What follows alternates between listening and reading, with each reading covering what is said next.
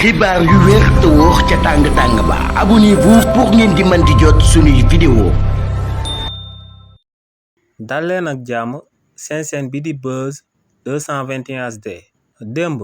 waa CNG bi ak promoteur yi nga xam ne ñoom ñooy organiser làmb ci réew mi di Sénégal amal nañ ay waxtaan daal di jël ndogal yi nga xam ne boo moytuwut dina daal di sabab ministre de l'intérieur bi nga xam ne moom moo waxoon que ne daal dinay tere takk der yi ngir ñu daal di bàyyi di sécuriser làmb ji kookee daal di dellu ginnaaw ci ndogal loolee mu jël. lu sabab lu tax ñu wax li ni mel moom mooy que ne waa CNG ak promoteur yi nga xam ne ñoom ñooy tëgg làmb ci réewu Sénégal ndogal lu njëkk a jël moom mooy que ne léegi làmb comme niñ ko daan amalee bu njëkk ba la ñuy continuer di ko amalee maanaam combat yu ndaw yi 16h30 la ñuy tàmbalee combat bu mag bi au plus tard 19h lay daal di tàmbalee. bu ko defee balaa 20h combat bi daal di tas ñëpp daal di ñibbi ñëpp daal di nekk ci jàmm. waaye tamit ñaareelu mesure bi nga xam ne promoteurs yi ak waa CNG daal dinañ koy jël moom mooy que ne léegi nombre billets yi dañ koy daal di yemale net ak nombre place yu daal di nekk ci biir stade bi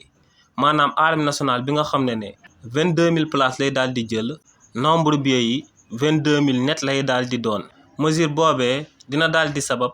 jàppante yu bëri doon jaar ci diggante takk der yi ak supporters yi daal di wàññeeku bu baax a baax. waaye tamit mesure boobee waa CNG ñoom ñoo koy daal di superviser di vérifier ndax promoteur bi sàmmante na ak mesure boobee bu ko defut ñu daal di jël ay sanctions daal di koy teg ci ndoddam. waaye tamit beneen mesure bi nga xam ne producteurs yi ak waa CNG daal dinañ koy jël moom mooy que ne léegi face à face bi nga xam ne moom mooy jaar ci diggante mbër yi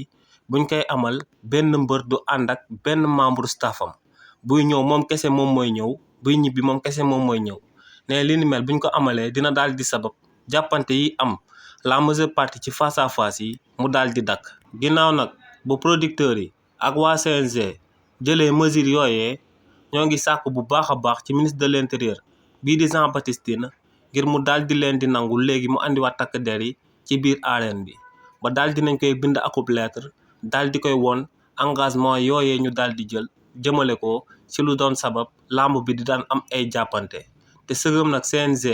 akub dénombrement la bu daal di bokk ci ministre des sports daal di bokk ci gouvernement bi promoteurs yi am nañ yaakaar que ne ci lu yàggul dara Jean Baptiste Tine dina daal di bàyyi ndogal loolee mu jëloon daal di leen di may ñuy continuer di amal seen activité te muy làmb di cosaanu réewu Sénégal.